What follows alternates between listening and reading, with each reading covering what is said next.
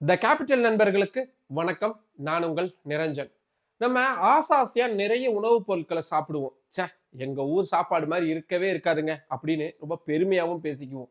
ஆனா அப்படி நிறைய உணவுப் பொருட்கள் உலக அளவுல தடை செய்யப்பட்டிருக்கு. காரணம் அது கடுமையான விளைவுகளை, புற்றுநோய் மாதிரியான கடுமையான நோய்களை ஏற்படுத்துது அப்படின்ற காரணம் தான். ரொம்ப ஷாக்கிங்கா இருக்குல்ல. எனக்கும் இது சம்பந்தமான டேட்டாக்களை கலெக்ட் பண்ணும்போது பயங்கர ஷாக்கிங்கா இருந்துச்சு. அதை பத்தி தான் இந்த வீடியோவில் நம்ம இன்னைக்கு விரிவா பார்க்க இருக்கிறோம். அதுக்கு முன்னாடி நம்ம சேனலை இன்னும் நிறைய பேர் சப்ஸ்கிரைப் பண்ணாம பார்த்துட்டு இருக்கீங்க. உங்களுடைய ஆதரவை நம்ம மட்டும்தான் டெல்லியில இருந்து இயங்கக்கூடிய முதல் தமிழ் யூடியூப் சேனலை அதை நான் நடத்திட்டு இருக்கேன். அதனால நம்ம வீடியோஸை நிறைய பேர் கொண்டு போய் சேருங்க. நம்ம சேனலை சப்ஸ்கிரைப் பண்ணிக்கோங்க. இப்போ வாங்க வீடியோக்குள்ள போகலாம். நம்மளோட டிவியை திறந்தாலே போதுங்க, கலர் கலரான மசாலா, பயங்கரமான எண்ணெயில குளிக்கக்கூடிய சாப்பாடு பொருட்கள் அப்படின்றத நம்மளை கவரக்கூடிய வகையில அவை எல்லாமே தயாரிக்கப்பட்டிருக்கும். நம்மளும் எங்க போனாலும் சரி, இந்த உணவுப் பொருட்கள்ல என்ன இருக்கு ஏது இருக்கு அப்படின்றது எதையுமே பார்க்காம வாங்கிட்டு வந்து நம்மளுடைய வீட்டுடைய சமையல் கட்டுல வச்சு அடுக்கி அதை நம்ம சமைச்சு சாப்பிட்டுக்கிட்டு இருக்கிறோம். ஆனா அதுக்கு பின்னாடி மிகப்பெரிய விலையை நம்ம கொடுத்துக்கிட்டு இருக்கிறோம் அப்படின்றது நம்மள பல பேருக்கு தெரியறதே இல்லை. அவ்வளவு ஏன், எனக்குமே இந்த டேட்டாஸை படிக்கிற வரைக்கும் இது சம்பந்தமான நிறைய விஷயங்கள் தெரியாது. அதனால முழுக்க முழுக்க அவேர்னஸை ஏற்படுத்தணும் அப்படின்ற ஒரே காரணத்துக்காக தான் இந்த வீடியோவை நான் மக்கள் கிட்ட கொண்டு போகணும் அப்படின்றதுக்காக தான் தயாரிச்சிருக்கிறேன். ஐரோப்பிய யூனியன் இருக்காங்கல்ல, அதான் பிரிட்டன் மாதிரியான ஐரோப்பிய நாடுகள், அவங்க இந்தியாவிலிருந்து வரக்கூடிய சுமார் 525 உணவுப் பொருட்களை கடந்த 2024ஆம் ஆண்டு தடை செஞ்சிருந்தாங்க. இந்த உணவுப் பொருட்கள் இருக்கக்கூடிய பட்டியல் அப்படின்றத பார்த்தா கொலை நடுங்கக்கூடிய வகையில இருந்துச்சு. நம்ம ஊர் விளம்பரத்துல ஒரு தாத்தா மசாலா விற்பாரு, அதாங்க MDH மசாலா விளம்பரம். அந்த மசாலா பொருட்கள் அனைத்தையுமே சிங்கப்பூர், ஹாங்காங், ஐரோப்பிய நாடுகள் முழுமையா தடை விதிச்சிருக்கிறாங்க. இது வெறும் MDH மட்டும் இல்ல, எவரெஸ்ட் மசாலான்னு ஒரு விளம்பரம் வரும்ல, அந்த நிறுவனத்துடைய மசாலாக்களும் இப்படி தடை செய்யப்பட்டிருக்கு.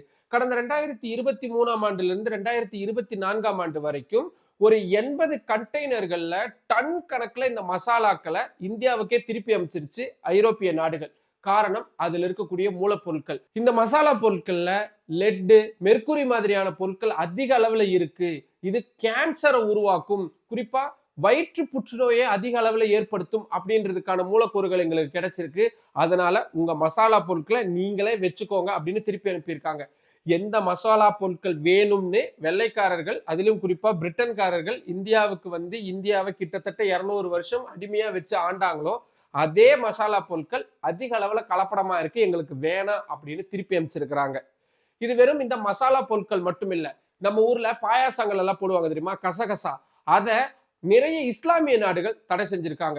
குறிப்பா சவுதி, ஐக்கிய அரபு அமீரகம், தைவான், ஹாங்காங் மாதிரியான நிறைய நாடுகள் இதை தடை செஞ்சிருக்காங்க. காரணம், இது நிறைய போதையை கொடுக்கக்கூடிய வகையில இருக்கு, இதை வச்சு சட்டவிரோதமா போதைப் பொருளே தயாரிக்க முடியும் அப்படின்னு சொல்லி அந்த நாடுகள் தடை வச்சிருக்காங்க. அது மட்டும் இல்லாம இந்த நாடுகள்ல இந்த கசகசா பொருட்களை பயன்படுத்துறதும் விற்பனை செய்யறதும் மற்ற எந்த வகையில அதை கையாள்றதும் கடுமையான தண்டனைக்குரிய விஷயமா வகைப்படுத்தி இருக்கிறாங்க. நான் டெல்லியில இருக்கிறேன். டெல்லியில குளிர்காலங்கள்ல சமையலுடைய வாசனையே மாறிடும். காரணம், இங்க அந்த கடுகு எண்ணெய் அப்படின்றத பயன்படுத்துவோம். ஏன்னா அந்த குளிருக்கு அந்த கடுகு எண்ணெய் கொஞ்சம் உடலுக்கு சூட்டை அதிகமா கொடுக்கும் அப்படின்னுவாங்க. ஆனா அதே கடுகு எண்ணெய ஐரோப்பிய நாடுகளும் சரி, USA-வும் சரி, கனடா மாதிரியான நிறைய முக்கியமான நாடுகள் தடை செஞ்சிருக்காங்க. காரணம், அதுல இருக்கக்கூடிய மூலக்கூறுகள் அப்படின்றது இதயம் சார்ந்த பிரச்சனையை ஏற்படுத்துறதோடு மட்டும் இல்லாம திடீர்னு மாரடைப்பு ஏற்படுறதுக்கான வாய்ப்பையும் அதிக அளவுல உருவாக்குது அப்படின்ற ஒரு எச்சரிக்கையை கொடுத்திருக்கிறாங்க. அதே மாதிரி நம்ம விளம்பரங்கள்ல அதிகமா பார்ப்போம் சவன் பிராஷ், அதாவது ஜீரணமாகறதுக்காக கொடுக்கக்கூடிய ஆயுர்வேத மருந்து அப்படின்றத உணவுப் பொருளாவே நம்ம ஊர்ல விளம்பரம் பண்ணுவாங்க. இந்த சவன் பிராஷ அமெரிக்கா, கனடா அப்படின்னு நிறைய நாடுகள் தடை செஞ்சிருக்காங்க. இதுக்கு என்ன ரீசன் சொல்லியிருக்காங்க, இந்த உணவுப் பொருட்களை சாப்பிட்டா குடல் புற்றுநோய் ஏற்படும். அதாவது நம்ம ஊர்ல ஜீரணத்துக்காக சாப்பிடக்கூடிய இந்த உணவுப் பொருள் குடல் புற்றுநோயை ஏற்படுத்தும் அப்படின்ற எச்சரிக்கையை கொடுத்திருக்காங்க. நம்ம ஊர்ல ஜாகிரின்னு சொல்லுவோம், வெல்லம் இருக்குல்ல, அந்த வெல்லமும் கிட்டத்தட்ட இதே மாதிரிதான். அதை அதிக அளவுல சாப்பிட்டா குடல் புற்றுநோய் ஏற்படும் அப்படின்னு சொல்லி நிறைய நாடுகள் அதை தடை செஞ்சிருக்கிறாங்க. அடுத்தது, இந்தியர்கள் எல்லா டைமும் பயன்படுத்துறதுங்க, அதாங்க வெத்தலைப்பாக்கு. இதுல அந்த வெத்தலையை மட்டுமே ஆஸ்திரேலியா, அமெரிக்கா மாதிரியான பல நாடுகள் தடை செஞ்சிருக்காங்க. இதுக்கு சுகாதாரம் சார்ந்த விஷயம், அதாவது நம்ம ஆளுங்க மென்னுட்டு கண்ட இடத்துல துப்பி வச்சிருவாங்க, கடுமையான ஒரு சுகாதார கேடு ஏற்படும் அப்படின்றது ஒரு பக்கம் இருக்கட்டும். இன்னொரு பக்கம், இதை அதிக அளவுல உட்கொள்றதன் மூலியமா வாய் புற்றுநோய் நிறைய ஏற்படும் அப்படின்றதுனாலையும் இந்த நாடுகள் இந்த பான் பொருட்களை தடை செஞ்சிருக்கிறாங்க. எனக்கு இந்த பட்டியலிலேயே ரொம்பவும் ஆச்சரியம் அளிக்கக்கூடிய விஷயமா இருந்தது நெய். ஏன்னா ஆயுர்வேதத்துல தங்கத்துக்கு இணையா இந்த நெய் அப்படின்றது பார்க்கப்படுது. பிறந்ததுல இருந்து சாவு வரைக்கும் நம்ம ஊர்ல பயன்படுத்தக்கூடியது நெய். இந்த நெய்க்கு மாற்று அப்படின்றது இன்னும் நிறைய பேர் யோசிக்க கூட கிடையாது.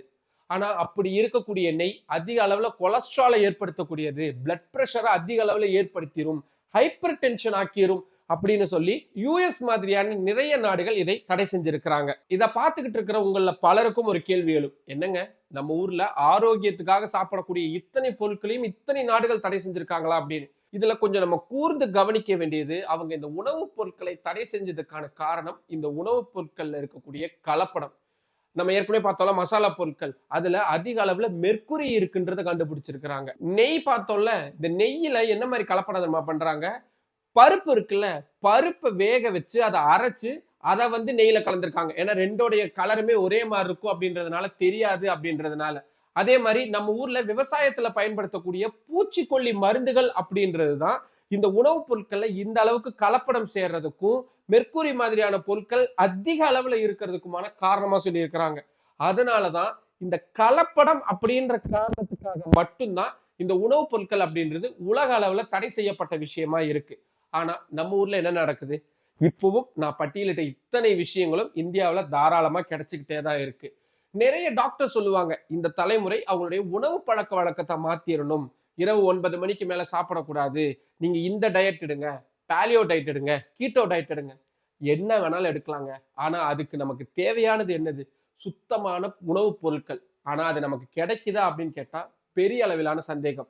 நம்ம ரசத்துல எல்லாம் போடுவோம்ல பெருங்காயம், அந்த பெருங்காயம் பல நாடுகள்ல தடை செய்யப்பட்டிருக்கு. காரணம் அதுல இருக்கக்கூடிய கலப்படம். அதுல இரும்பு பொருட்களை சேர்க்கிறாங்க, எடையை அதிகமா கூட்டி காட்டணும் அப்படின்றதுக்காக இரும்பு பொருட்களை சேர்க்கிறதா சொல்லப்படுது. இப்படி இரும்ப சாப்பிட்டா எப்படிங்க ஜீரணமாகும்? உலக அளவுல கேன்சரால அதிக அளவுல இறந்து போகக்கூடியவங்க நாடுகள்ல இந்தியாவுடைய நிலைமை என்ன தெரியுமா? 3வது இடம். முதல் இடத்துல சைனா இருக்கு, 2வது இடத்துல யுஎஸ் இருக்கு. ஆனா இந்த புற்றுநோய் ஏற்பட்டு உயிரிழப்புகள் ஏற்படுதுல, கேஷுவாலிட்டிஸ், அதுல இந்தியா தான் அதிகம். இந்தியாவில் 100 பேருக்கு கேன்சர் வருதுன்னா அதுல சராசரியா 67 பேர் உயிரிழந்து போறாங்க அப்படின்ற ஒரு அதிர்ச்சி புள்ளி விவரம் அப்படின்றது நமக்கு தெரிவிக்குது. இதுல 2040க்குள்ள இப்ப இருக்கக்கூடிய கேன்சர் நோயாளிகளுடைய எண்ணிக்கை அப்படின்றது கிட்டத்தட்ட 2 மடங்கா உயர்றதுக்கான வாய்ப்பு இருக்கிறதாகவும் சொல்லப்படுது. இது எல்லாத்துக்குமே காரணம் என்னங்க, நம்மளுடைய உணவுப் பொருட்கள்ல இருக்கக்கூடிய கலப்படம். அதை விட முக்கியம், இந்த கலப்படம் இருக்குன்னு தெரிஞ்சும் அதை அனுமதிக்கக்கூடிய அரசுகளும் அரசு அதிகாரிகளும். நம்ம குழந்தைங்களுக்கு ஏதோ ஒரு உணவுப் பொருளை ஒரு ஸ்பூன்ல எடுத்து கொடுக்குறோம், அதுல என்ன இருக்கு, அது அந்த குழந்தைக்கு ஏற்புடையதானா அப்படின்றதெல்லாம் நம்ம எப்போ கொஸ்டின் பண்ணி இருக்கிறோம்? நான் நிறைய இடத்துல பார்த்திருக்கிறேன், சின்ன குழந்தை, ஒரு 6 வயசு குழந்தை, 7 வயசு குழந்தை கண்ணாடி போட்டிருக்கிறாங்க. ஒரு 13 வயசு 15 வயசு குழந்தைங்களுக்கு சர்க்கரை நோய் அப்படின்றது ஏற்பட்டு இன்சுலின் போடுற அளவுக்கு மோசமா இருக்கு. 21 வயசுல இருந்து 25 வயசு இருக்கக்கூடிய ஏராளமானோர் திடீர்னு சுருண்டு விழுந்து மாரடைப்பு ஏற்பட்டு இறந்து போறாங்க. என்னன்னே தெரியாத நிறைய பேருக்கு கேன்சர் அவங்க இறந்து போறாங்க. ரொம்ப ஆரோக்கியமான வாழ்வியல் இருக்கக்கூடியவங்க, காலையில 6 மணிக்கு எந்திரிப்பாங்க, யோகா பண்ணுவாங்க, எக்ஸசைஸ் பண்ணுவாங்க, எல்லாமே பண்ணக்கூடியவங்களா இருப்பாங்க. திடீர்னு பார்த்தா அவங்களுக்கு ஒரு கேன்சர் அப்படின்றது ஏற்பட்டுரும், இல்ல வேற ஏதாவது நரம்பு சார்ந்த பிரச்சனை ஏற்பட்டுரும்.